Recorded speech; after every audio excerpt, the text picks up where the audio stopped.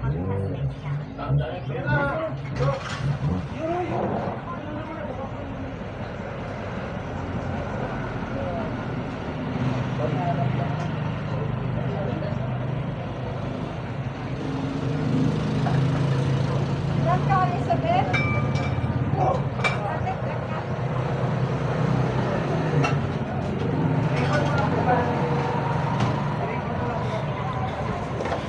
guys, magandang umaga ulit at dito tayo sa Manila.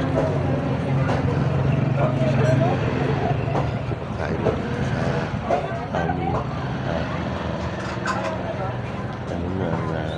sa ganitong business guys. Kailangan maging consistent tayo araw-araw hanggat maaari tayo mag-open tayo at mag-offer ng mga pagkain dahil inaasahan tayo ng ating mga customer na sa ganitong oras kung gusto nila kumain o yung sila guys. So at isa pang dapat natin tandaan na kailangan panatili natin quality ng ating mga pagkain, mura at saka affordable, lalo na sa mga estudyante na naman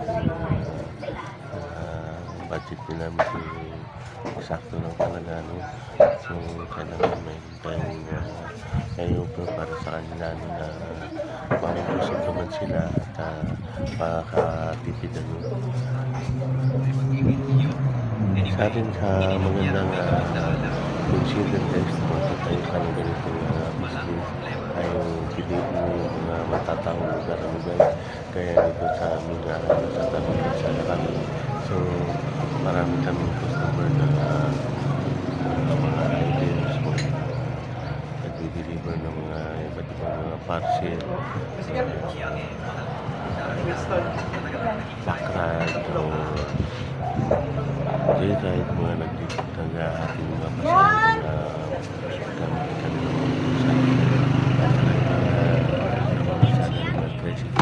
so yung mga yung customer ko guys kung yung karinderya mo ay sa tabi ka marami kang prospect dahil para mga lakas yung food traffic maraming food traffic dun sa lugar na yan, kaya sigurado na marami kang making customer pag ganyan location na sa tabi kang kalsada guys. So yun lang guys, maraming salamat ulit sa inyong panunood at nagtatapay sa God bless.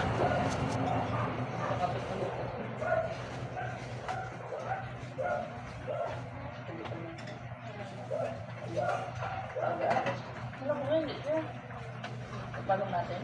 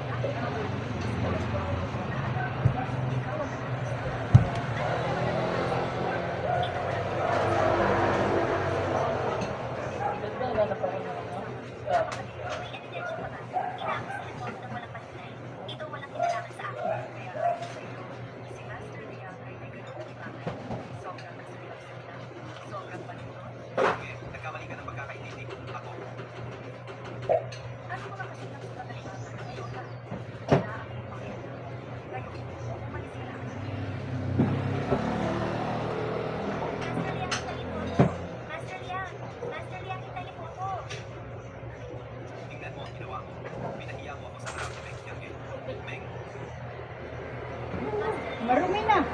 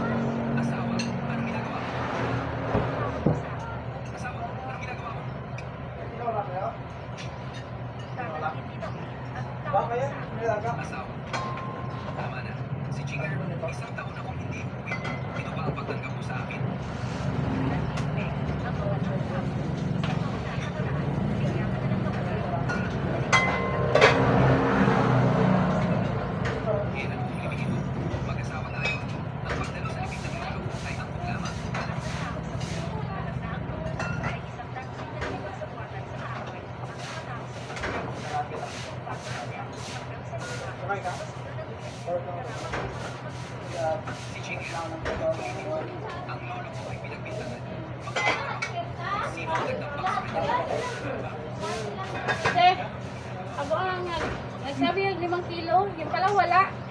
Ay, Sabi ko na tawag-tawag pa naman ako doon kay ate. ay, Bini-bini na mga bata. Nagpapakinig sa lang kung kita, kala nila may sobra. ah, Kaya sige, tawag ka agad sa akin. Tanong ko lang kung mag-iupo ka. Para walang sobra. Sakto lang sa akin nila. ang lalaki. Malaki yun. Ang lalaki. Kasi po, Ah, ano yun, dalawang libo yun ang dati. Yung mga sobra-sobra lang yung nila dito. sige, okay lang. Pwede.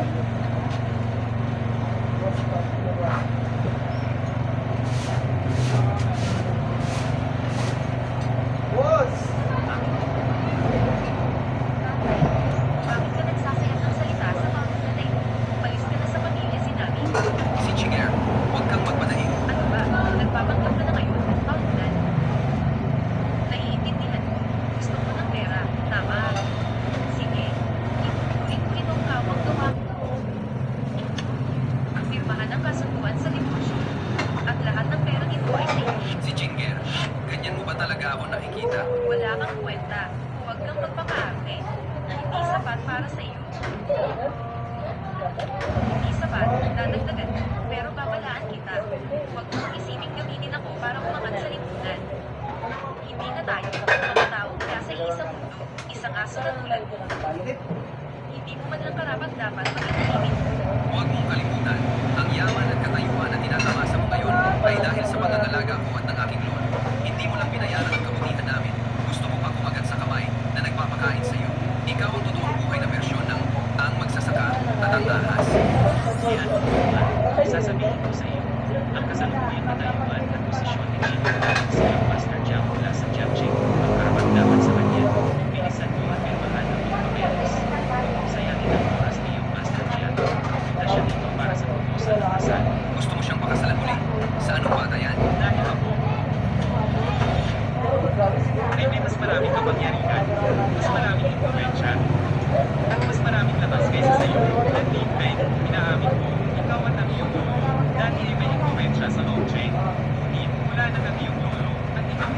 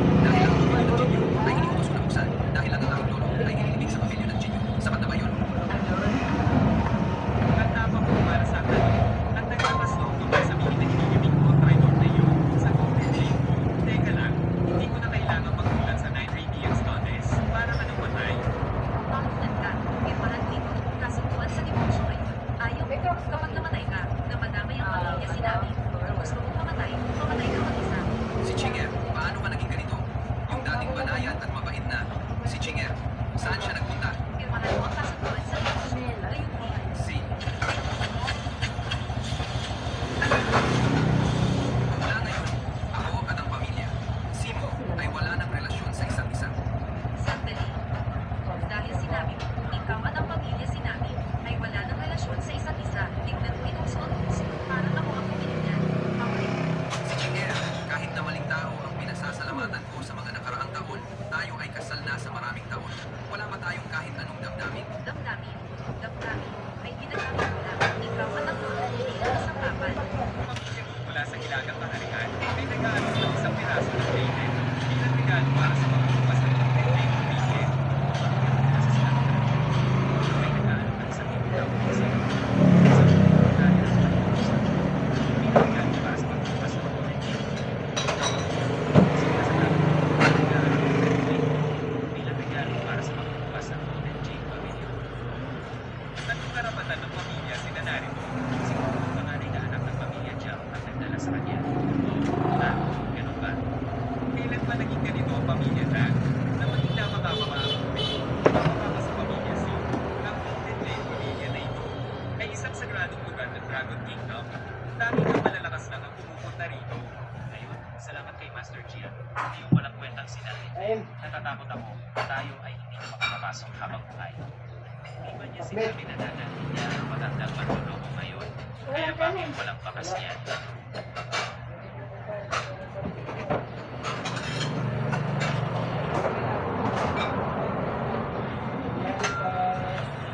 Dan Lin Feng. Siya talaga. Talagang tinalaman niya.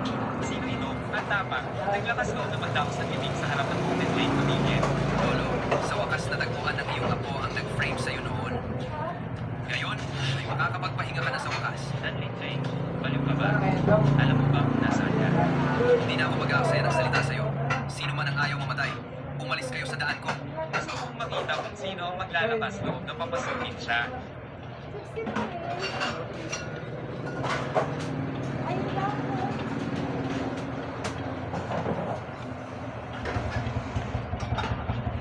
Nakakagalit. Pagdaos ng libing sa pintuan ng Golden Pavilion, sino yung matay? Lahat, sa gabi ng mga mata, hindi niya yung pauwi. Ibago sa kanya, dahil ko siya para umali sa libing ng kanyang lolo na Troy. Ito ay talagang walang matas. Ang kanyang lolo ay isang Troy. Katayo, parang nadadamay ako sa malas. Umalis ka na dito. Para sa akin, ito ay para sa Golden Jade Studio. Isang maingat na piniling regalo ng pagmati. Pag-iusap lahat, tingnan ang kahalagahan nito.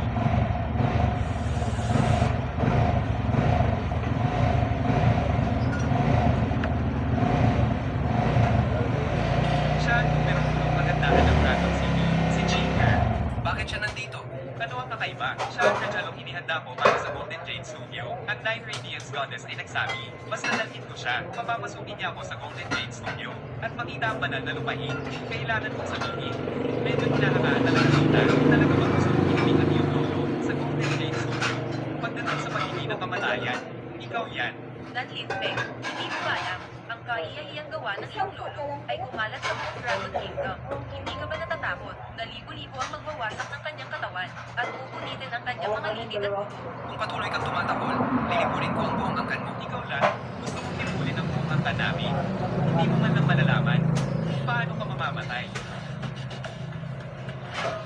Lakas ng loob mo patayin ako. Ang pamilya dyan ay hindi ka hahayaan. Huwag kang mag-alala. Hindi kita hahayaang mamatay ng ganoon kadali. Ang pamilya Jiang ay sasama sa iyo sa ilalim.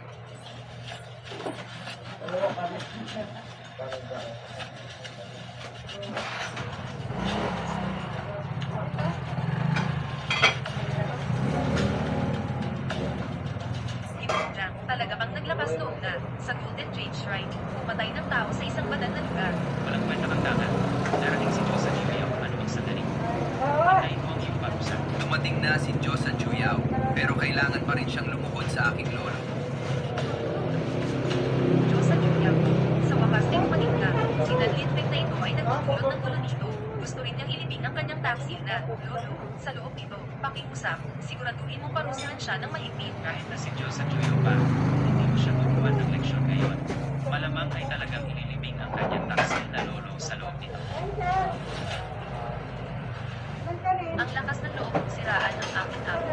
Hindi sapat ang kamatayan para sa iyo. Ang kanyang lolo ay ang amo ng Diyosa. Paano nangyari yun? Dahil narito na ang lahat, gusto kong ipahayag sa mundo na ang aking lolo ay inosente.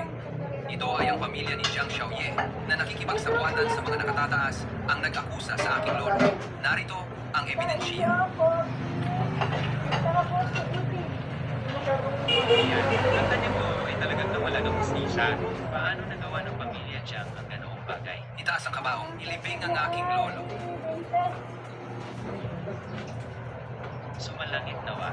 Kuya, dahil naayos na ang pagkakamali ni Master, ano ang mga plano mo mula ngayon? Mayroon pa akong mga bagay na aasikasuhin. Siya nga pala, ang usapin ng pamilya Jiang, ibinapaubaya ko sa iyo ang pag-asikaso. Kung hindi mo ito hawakan ng maayos, alam mo ang mga kahihinatnan. Kuya, maging panatag ka, tiyak na tutuloy ko ang buong pamilya Jiang. Simula noon, wala ng pamilya Jiang sa Dragon City.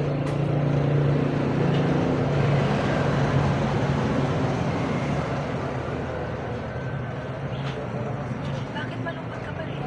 Hindi mo ba sinabi na ang yakap ay magpapaganda ng lahat? Tapos na ang nangyari kagabi. Kiange, maaari mo ba akong manatili sa tabi mo